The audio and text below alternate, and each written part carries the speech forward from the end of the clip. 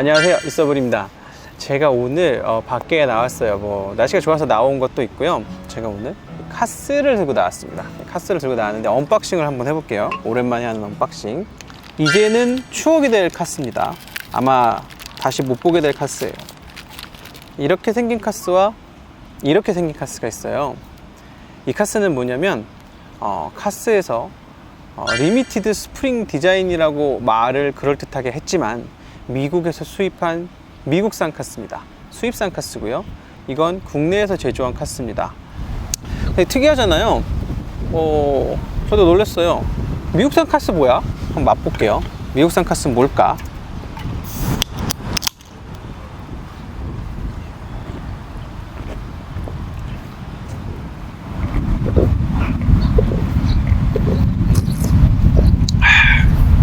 날씨 좋은 날 밖에서 먹는 맥주는 뭐든 그냥 맛있습니다. 재미삼아서 맛 비교를 위해서 이천공장 카스도 한번 먹어볼게요.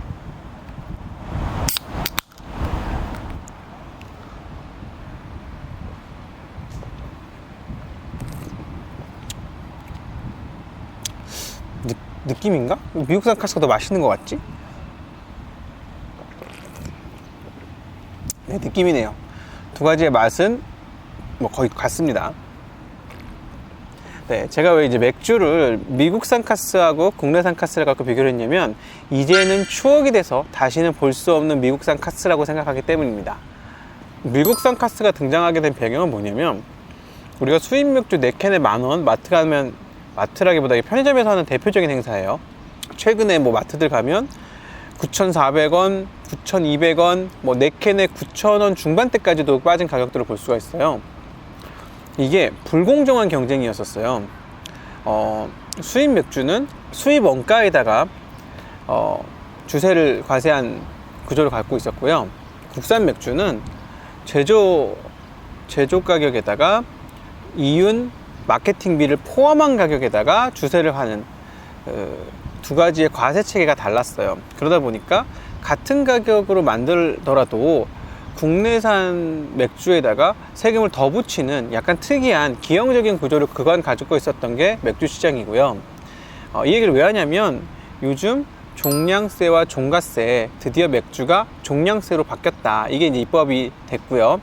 830원 정도의 종량세가 되면 제 예상에는 6캔에 10,000원짜리 국내산 맥주가 가능합니다. 그래서 종량세, 종가세는 이미 끝났잖아요. 그래서 맥주랑 탁주는 종량세로 하기로 했고 맥주는 830원으로 결정이 됐어요. 그러면 이게 그럼 알겠어. 종량세, 종가세 그동안 국내산 맥주에 분리했고 이제는 수입산 술과 국내산 술 똑같은 스타트 라인에 섰어. 네, 그래서 제가 무슨 얘기를 해드릴까 했는데 이건 추억으로. 그래서 이제는 수입산 맥주를 볼 수가 없다는 얘기고요. 우리가 왜 피맥으로 이태원에서 유명했던 더 부스라고 하는 소위 말하는 수제 맥주 업체의 선발주자가 있어요.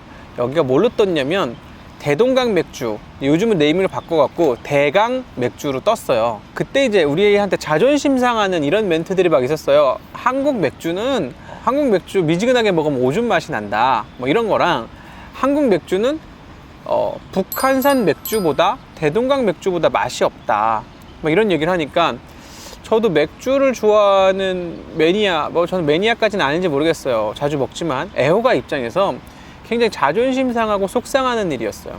그런데 더 부스는 그래서 한국에서 맥주를 담아 팔다가 대부분의 공장을 미국으로 이전해요. 이게 왜 일어나는 일이냐면 아까 얘기했던 수입산 맥주와 국내산 맥주가 가격이 다르잖아요. 주세 체계가 다르니까 같은 라인에서 경쟁할 수가 없는 거예요. 그래서 국내산 수제 맥주 업체라고 할 수 있는 선발주자인 더 부스는 공장을 아예 미국으로 옮겨버리고요. 4월인가 경기도 공장을 아예 폐쇄하고 우리는 전량 미국에서 생산하겠다, 이런 발표를 해요. 근데 이제 아마 주세법이 개정이 예고됨으로 해서 국내 영업을 어떻게 바꾸게 될지는 그 회사의 일인데 아마 국내에서 일부 생산하는 쪽으로 움직일 수도 있지 않을까 싶은데 그건 제가 예상할 수 있는 일이 아니고, 제가 맥주 애호가로서 너무 기쁜 일은 뭐냐면 맥주가 이제 더 이상 사치제가 아니게 됐다는 사실입니다. 주세법의 종가세로서 가격이 비싸질수록 세금을 많이 매기게 되면 이 철학이 뭐냐면 맥주는 사치제니까 돈이 많은 사람들이 먹는 술이니까 비싸면 비쌀수록 세금을 때려 맞아야 돼 라는 철학이 반영된 세법 체제예요.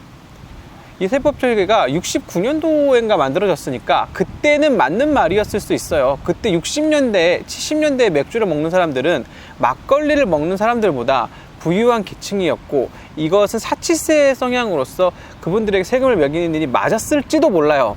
근데 지금 2019년이잖아요. 2019년에는 맥주가 사치제인가요? 우리 만원의 행복이라고 하면서 편의점 가서 10,000원 내고 이것도 먹고, 맥주가 사치제여서 문제가 뭐냐면 그래서 한국산 맥주가 맛이 없다라는 굴레를 쓰게 되는 거예요. 왜냐하면 맥주의 원가가 올라가면 원가에 주세, 교육세, 세금을 붙이잖아요. 그래서 맥주 가격에 70%는 세금의 구조가 만들어져요. 이게 무슨 얘기냐면 내가 맥주를 만드는 사람이야. 그래서 맛있는 맥주를 만들고 싶어. 그래서 좋은 메가와 좋은 홉을 가져와서 원가가 200원이 올라가면 맥주 가격엔 세금이 여기서 과세가 돼서 170%가 돼야 되니까 그러면 350원 이상 비싸지는 술을 만들 수밖에 없는 거예요.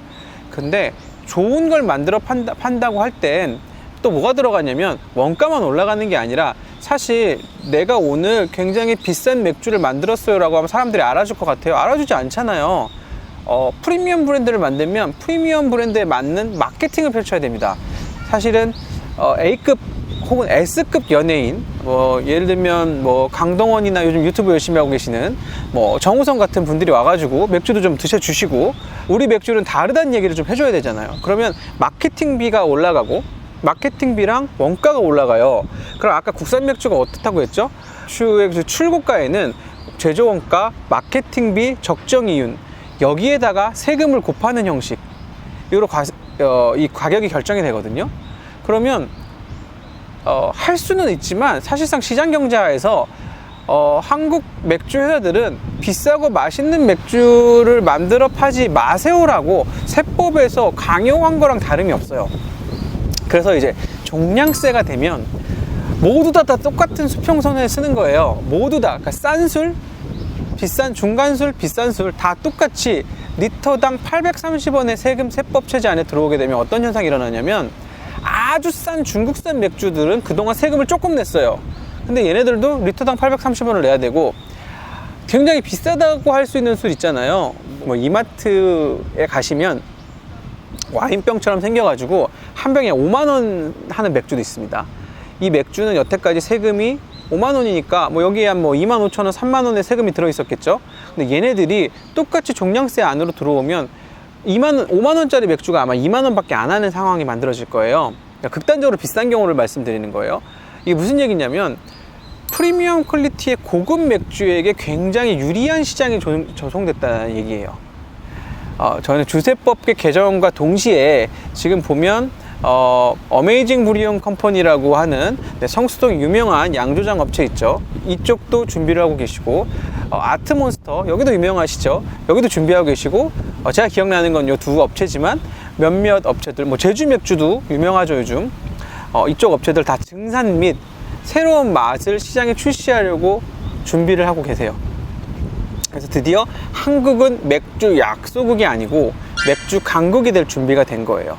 이게 왜 바뀌었냐는 이런 생각도 해요. 우리나라 주세법이 바뀌게 된 이유는 우리나라 제일 맥주 업체가 해외 회사야. 그러니까 얘가 우리나라에서 정치적 영향력이 없어. 만약에 예전처럼 오비 맥주를 한국 회사 갖고 있었으면 그 회사는 모든 정치적 역량과 로비를 통해서 기존 주세법을 지키려고 굉장히 애를 썼을 거예요. 그러면 주세법이 개정된 더 오랜 시간이 걸렸을지도 모르는데 우리나라 제일 주류회사가 해외 회사니까 그 회사가 제일 현재 주세법을 가지고 이익을 많이 보고 있잖아요. 우리나라에서 정치력이라든가 로비력이 약할 수밖에 없겠죠. 그래서 다행히 우리나라는 드디어 종량세를 채택하게 됐다. 드디어 우리나라에서 이제 맛있는 맥주가 쭉쭉쭉쭉 나올 것이다. 우리나라에서 맛있는 맥주 많이 나오면 일본에다도 팔 수 있고 중국에다도 팔 수 있고 근데 유럽에다가 팔 수 있는 거에 대해서는 그 시장 벽이 좀 높잖아요. 유럽, 미국은 차지하고라도 동남아, 중국, 일본 얼마든지 팔 수 있는 데가 많아요.